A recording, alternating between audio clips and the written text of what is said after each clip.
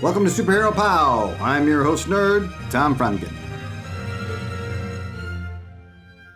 Okay, here it is. The final issue of the new history of the DC Universe. And again, the original series happened back in 1986 and was to help explain the impact on the historical record after the Crisis on Infinite Earths reboot. And this new series, after now reading it all, is to help explain how all those DC reboots coexist. I think. Now, right out of the gate, I want to spoil something pretty weird. You see, all the future characters in the DC universe are basically omitted from this new history. Seriously, there is no mention of the Legion of Superheroes, let alone characters like Space Cabbie. Now, to be fair, they are mentioned in the timeline at the back of the book, but there's no one Legion of Superheroes because it just mentions multiple different versions of the team based on different reboots. So, thanks. Anyway, getting back to the front of the book, and no, I'm not going to mention the oxymoron, this issue sticks to the focus on storylines, starting with The Blackest Night, The Brightest Day, The Battle for the Cowl, and the return of Bruce Wayne. Next is Flashpoint, where it's revealed that the Reverse Flash went back in time to kill the Flash's mom. But the Flash can't go back in time to save her, and I suppose that makes sense to somebody. But either way, the final result is, with some help from Dr. Manhattan, a character who just kind of shows up, is that the world has been slightly changed, creating the new 52. Barbara Gordon is Batgirl again, the Justice League Dark is created, then the Court of Owls, and, somehow, someway, Flashpoint changed the multiverse too, because Earth 3 now has a new crime syndicate of America, who attack in Forever Evil. Next, there seems to be a shortage of Green Lanterns, so Jessica Cruz and Simon Baz both get power rings.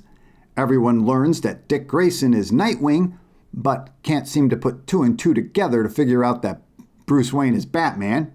But that's okay because once the information is removed from the internet, everyone just forgets about it anyway. No, really. Then more modern characters debut, like Batwing, Signal, a new version of Wally West because the original one doesn't exist anymore. And then there's a new Dr. Fate. And then Darkseid's Amazon daughter, Grail, starts the Darkseid Anti-Monitor War, which, on a good side, they don't mention that Darkseid is turned into a baby at the end of it, so that's good.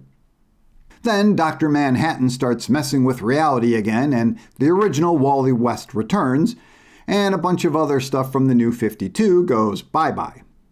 Then we get a new Aqualad, and a Chinese National Justice League America team shows up with their own Superman, Batman, and Wonder Woman.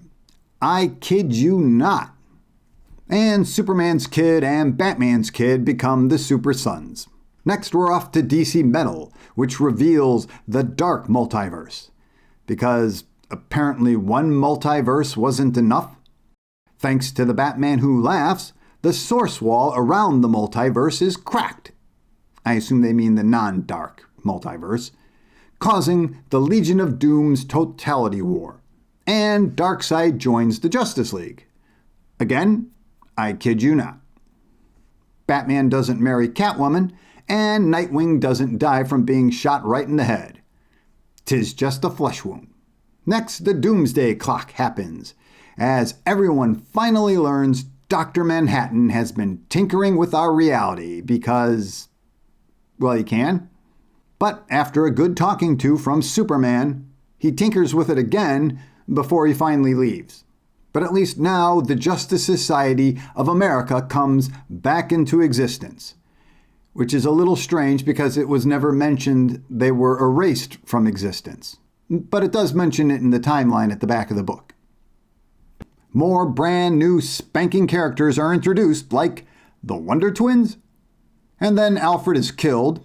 Superman's super son John returns from being imprisoned in the future for decades, so now he's an adult. We get yet another Green Lantern with Joe Moline, and Aquaman has a daughter. Please don't tell Black Manta. Then Perpetua strikes.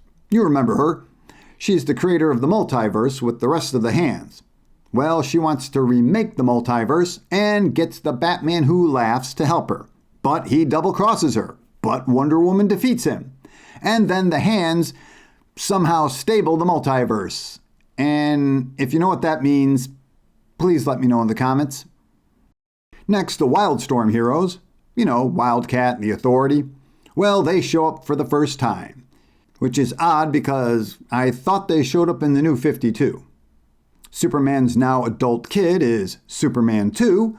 Nubia becomes the queen of the Amazons, and for lack of a better term, a bunch of new Gen Z heroes show up and replace the killed-off Justice League to handle the Dark Crisis on Infinite Earths, where the villain behind all the DC crises has been revealed, the Great Darkness, who is at war with the light. Because, of course it would be.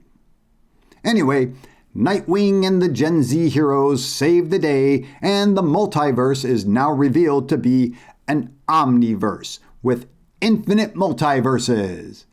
And is it just me, or are words no longer having meaning?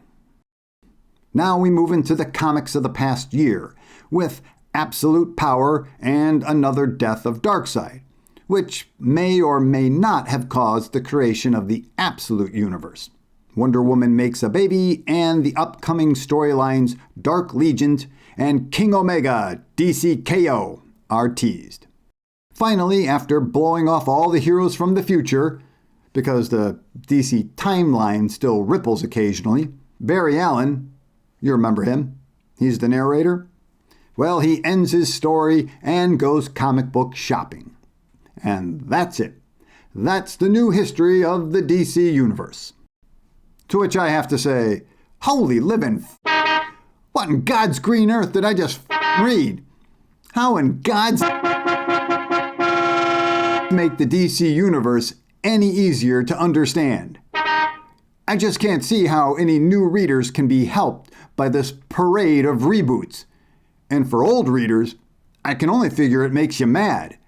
Because everybody has known since the collapse of the New 52, DC's history has been a giant mess.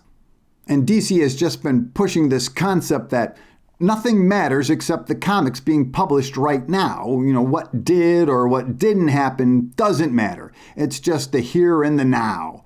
And that doesn't help anything. And now, with this new history, they seem to be saying, look, everything is canon. The DC heroes actually lived all those reboots.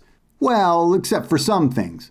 Like even though Superman was originally Superboy and then never was Superboy, in our new history, he was always Superboy, so just forget that reboot ever happened. Yet he was still split into two, thanks to the New 52. A 30-year-old Superman having a baby with Lois Lane, and a 20-year-old Superman dating Wonder Woman. And then they merged back together again. Don't forget that. That actually happened. But then nobody remembers it, so what the DC? It's like DC decided, yes, our history is a complete mess, and to prove it, we're going to write it all down for you. You're welcome. Because I really don't see any other result or point to this series. I don't know, maybe I'm being too hard on this series. What did you think? Did it help you understand the DC history better? Does it make you want to go out and buy some reprints of old stories?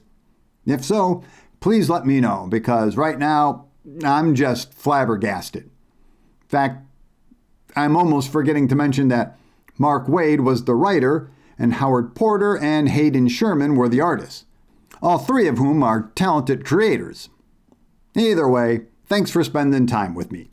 And if you could be so kind to like, subscribe, and notify, I promise to not make you read every New 52 omnibus and then laugh in your face by telling you it never happened anymore. Kinda.